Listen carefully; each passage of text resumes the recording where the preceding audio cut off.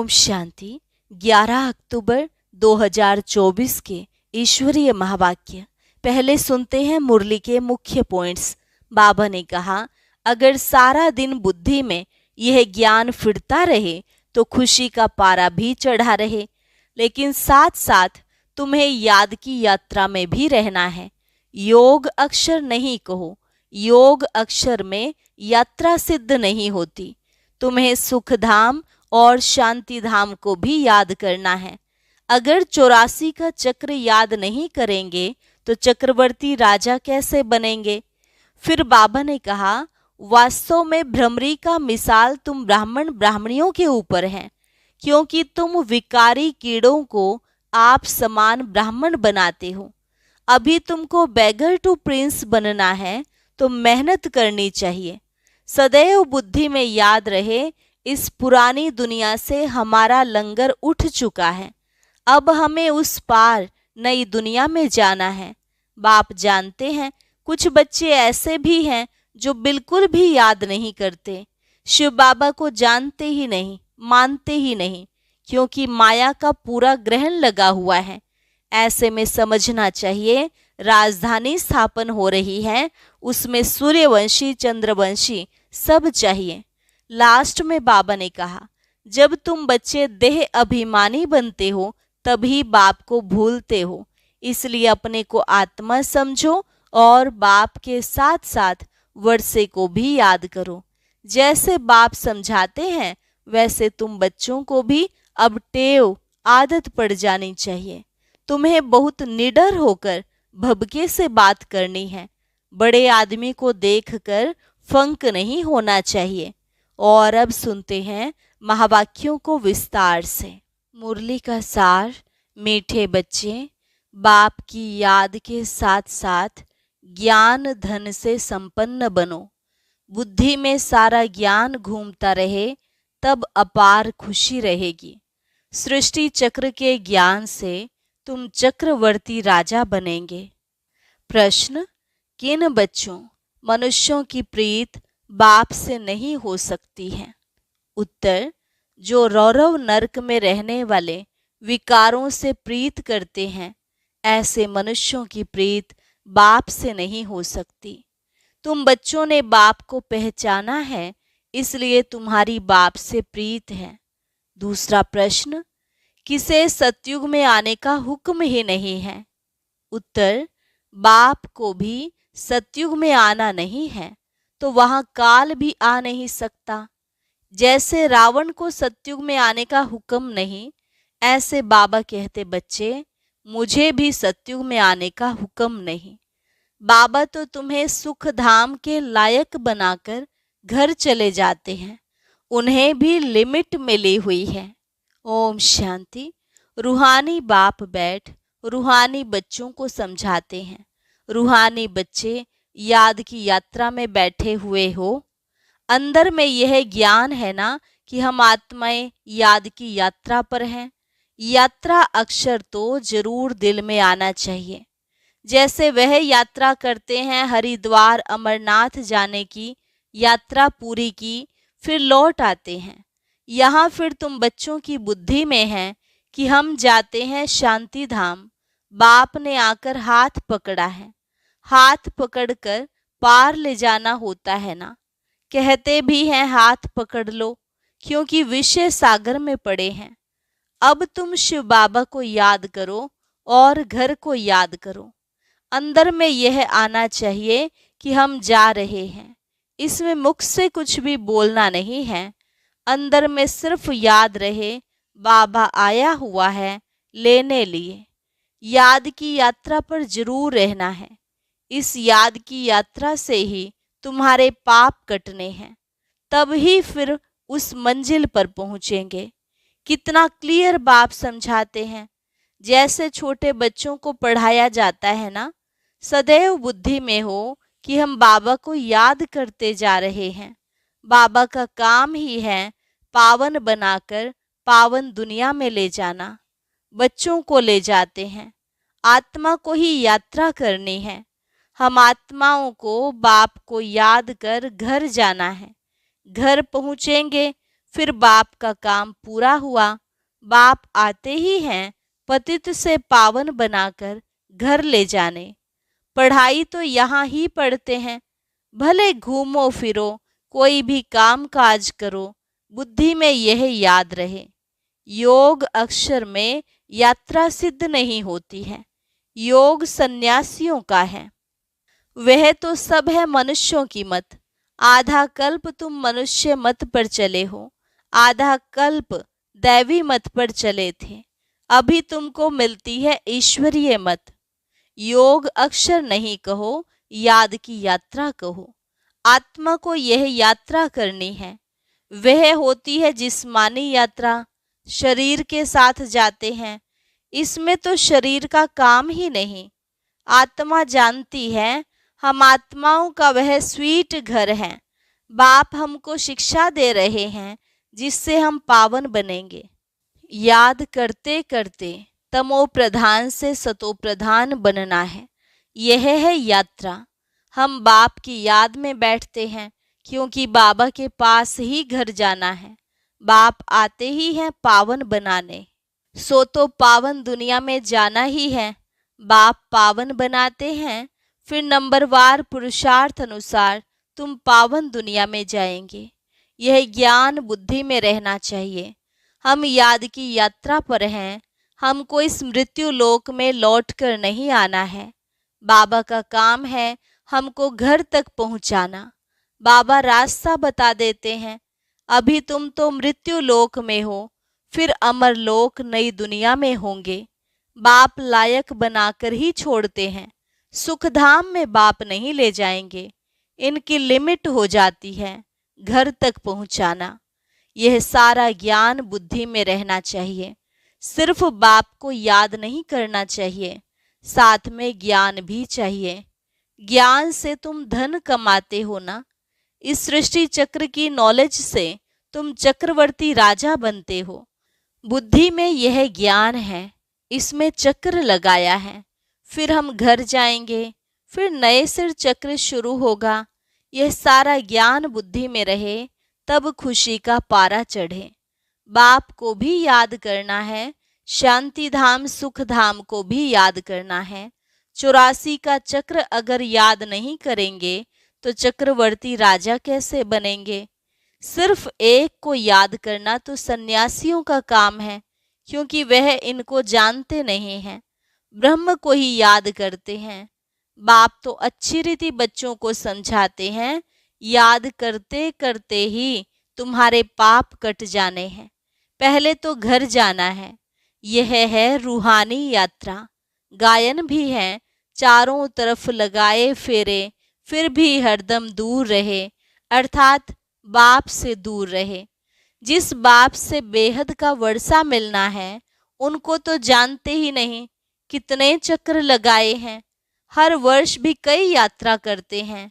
पैसे बहुत होते हैं तो यात्रा का शौक रहता है। यह तो तुम्हारी है रूहानी यात्रा। तुम्हारे लिए नई दुनिया बन जाएगी। फिर तो नई दुनिया में ही आने वाले हो, जिसको अमर लोक कहा जाता है। वहाँ काल होता नहीं जो किसको ले जाए। काल को हुक्म ही नहीं है नई दुनिया में आने का।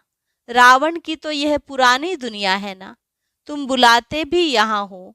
बाप कहते हैं मैं पुरानी दुनिया में पुराने शरीर में आता हूँ। मुझे भी नई दुनिया में आने का हुक्म नहीं। मैं तो पतितों को ही पावन बनाने आता हूँ। तुम पावन बन फिर औरों को भी पावन बनाते हो। सन्यासी तो भाग जाते हैं, एकदम गुम हो जाते हैं, पता ही नहीं पड़ता है कहाँ चला गया, क्योंकि वह ड्रेस ही बदल लेते हैं।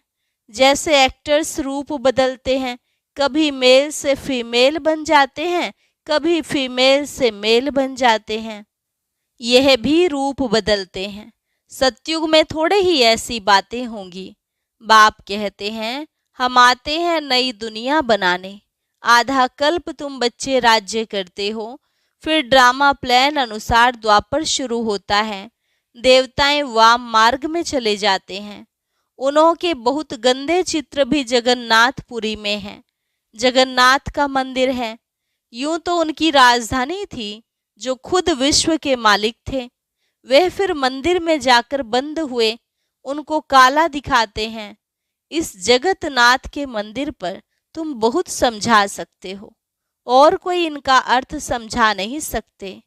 देवता ही पूज्य से पुजारी बनते हैं। वह लोग तो हर बात में भगवान के लिए कह देते, आप पे ही पूज्य, आप पे ही पुजारी, आप ही सुख देते हो, आप ही दुख देते हो। बाप कहते हैं मैं तो किसको दुख देता ही नहीं हूँ। यह तो समझ की बात है। बच्चा जन्मा तो खुशी होगी, बच्चा मरा तो रोने लग पड़ेंगे, कहेंगे भगवान ने दुख दिया। अरे यह अल्पकाल का सुख दुख तुमको रावण राज्य में ही मिलता है। मेरे राज्य में दुख की बात नहीं होती। सतयुग को कहा जाता है अमर लोक, इनका नाम ही है मृत्यु लोक। अकाले मर पड़ते हैं। वहां तो बहुत खुशियां मनाते हैं, आयु भी बड़ी रहती है। बड़ी में बड़ी आयु 150 वर्ष की होती है। यहाँ भी कभी कभी ऐसे कोई की होती है, परंतु यहाँ तो स्वर्ग नहीं है ना। कोई शरीर को बहुत संभाल से रखते हैं तो आयु बड़ी भी हो जाती है। फिर बच्चे भी कितने हो जाते हैं, परिवार बढ़ता जाता है, वृद्धि जल्दी होती है। जैसे झाड़ से टालियां निकलती हैं, 50 टालियां और उनसे और 50 निकलेंगी, कितना वृद्धि को पाते हैं। यहाँ भी ऐसे हैं, इसलिए इनका मिसाल बढ़ के झाड़ से देते हैं। सारा झाड़ खड़ा है, फाउंडेशन है नहीं। यहाँ भी आदि सनातन देवी देवता धर्म का फाउंडेशन है नहीं। कोई को पता ही नहीं देवताएं कब थे, वह तो लाखों वर्ष कह देते हैं।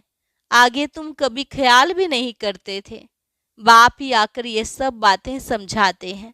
तुम अभी बाप को भी जान गए हो और सारे ड्रामा के आदि मध्य अंत ड्यूरेशन आदि सबको जान गए हो।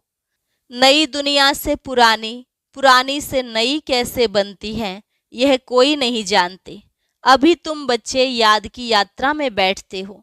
यह यात्रा तो तुम्हारी नित्य चलनी ही है। घूमो फिरो परंतु इस याद की यात्रा में रहो। यह है रूहानी यात्रा। तुम जानते हो भक्ति मार्ग में हम भी उन यात्राओं पर जाते थे।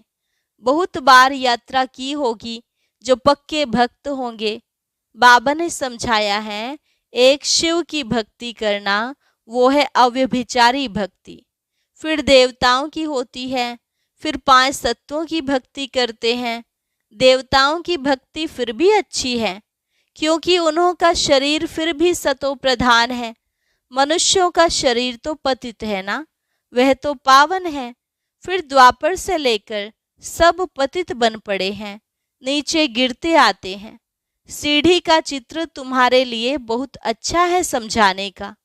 जिन्न की भी कहानी बताते हैं ना, यह सब दृष्टांत आदि इस समय के ही हैं। सब तुम्हारे ऊपर ही बने हुए हैं। भ्रमरी का मिसाल भी तुम्हारा है, जो कीड़ों को आप समान ब्राह्मण बनाते हो। यहाँ के ही सब दृष्टांत हैं। तुम बच्चे पहले जिस्मानी यात्रा करते थे, अभी फिर बाप द्वारा रूहानी यात्रा सीखते हो। यह तो पढ़ाई है ना। भक्ति में देखो क्या क्या करते हैं। सबके आगे माथा टेकते रहते हैं। एक के भी ऑक्यूपेशन को नहीं जानते। हिसाब किया जाता है ना। सबसे जास्ती जन्म कौन लेते हैं, फिर कम होते जाते हैं। यह ज्ञान भी अभी तुमको मिलता है। तुम समझते हो बरोबर स्वर्ग था। भारतवासी तो इतने पत्थर बुद्धि बने हैं, उनसे पूछो स्वर्ग कब था तो लाखों वर्ष कह देंगे। अभी तुम बच्चे जानते हो हम विश्व के मालिक थे, कितने सुखी थे। अब फिर हमको बेगर टू प्रिंस बनना है। दुनिया नई से पुरानी होती है ना, तो बाप कहते हैं मेहनत करो। यह भी जानते हैं माया घड़ी घड़ी भुला देती है। बाप समझाते हैं बुद्धि में सदैव यह याद रखो, हम जा रहे हैं। हमारा इस पुरानी दुनिया से लंगर उठा हुआ है, नैया उस पार जानी है। गाते हैं ना, नैया हमारी पार ले जाओ। कब पार जानी है वह जानते नहीं हैं। तो मुख्य है याद की यात्रा।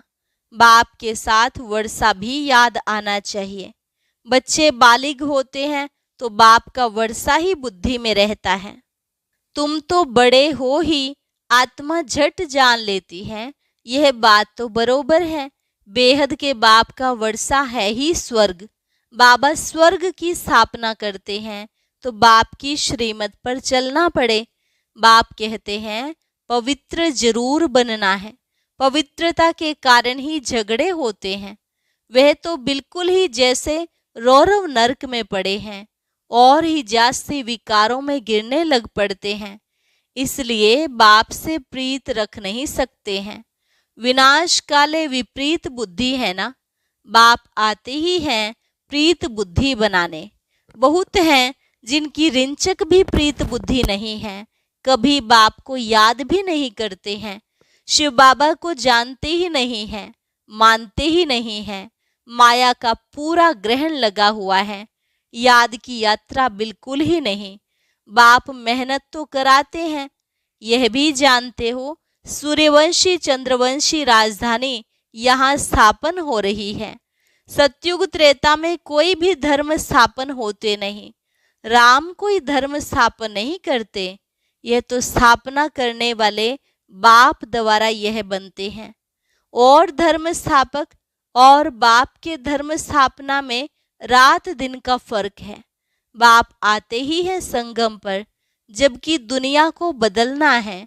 बाप कहते हैं कल्प कल्प कल्प के संगम युगे आता हूँ। उन्होंने फिर युगे युगे अक्षर रोंग लिख दिया है। आधा कल्प भक्ति मार्ग भी चलना ही है। तो बाप कहते हैं बच्चे इन बातों को भूलो मत। यह कहते हैं बाबा हम आपको भूल जाते हैं। अरे बाप को तो जानवर भी नहीं भूलते हैं, तुम क्यों भूलते हो? अपने को आत्मा नहीं समझते हो। देह अभिमानी बनने से ही तुम बाप को भूलते हो। अब जैसे बाप समझाते हैं वैसे तुम बच्चों को भी टेव आदत रखनी चाहिए, भबके से बात करनी चाहिए। ऐसे नहीं बड़े आदमी के आगे तुम फंक हो जाओ। तुम कुमारियां ही बड़े बड़े विद्वान पंडितों के आगे जाती हो तो तुम्हें निडर हो समझाना है। अच्छा, मीठे मीठे सिकिलधे बच्चों प्रति मात पिता बाप दादा का याद प्यार और गुड मॉर्निंग। रूहानी बाप की रूहानी बच्चों को नमस्ते। रूहानी बच्चों की रूहानी बाप दादा को नमस्ते नमस्ते, गुड मॉर्निंग। धारणा के लिए मुख्य सार। पहली पॉइंट, बुद्धि में सदैव याद रहे कि हम जा रहे हैं। हमारी नैया का लंगर इस पुरानी दुनिया से उठ चुका है। हम हैं रूहानी यात्रा पर। यही यात्रा करनी और करानी है। किसी भी बड़े आदमी के सामने निर्भयता भबके से बात करनी है, फंक नहीं होना है। देही अभिमानी बनकर समझाने की आदत डालनी है। वरदान, व्यर्थ व माया से इनोसेंट बन, दिव्यता का अनुभव करने वाले महान आत्मा भव। व्यर्थ व माया से इनोसेंट बन, दिव्यता का अनुभव करने वाले महान आत्मा भव। महान आत्मा अर्थात सेंट उसे कहेंगे जो व्यर्थ व माया से इनोसेंट हो। जैसे देवताएं इससे इनोसेंट थे, ऐसे अपने वो संस्कार इमर्ज करो। व्यर्थ के अविद्या स्वरूप बनो, क्योंकि यह व्यर्थ का जोश कई बार सत्यता का होश, यथार्थता का होश समाप्त कर देता है। इसलिए समय, श्वास, बोल, कर्म सब में व्यर्थ से इनोसेंट बनो। जब व्यर्थ की अविद्या होगी तो दिव्यता स्वतः अनुभव होगी और अनुभव कराएगी। स्लोगन, फर्स्ट डिवीजन में आना है तो ब्रह्मा बाप के कदम पर कदम रखो। आज का व्यक्त ज्ञान मोती बहुत विशेष है, सभी भाई बहनें जरूर सुने। अव्यक्त ज्ञान मोती सुनने के लिए ऊपर दिए गए बॉक्स पर क्लिक करें।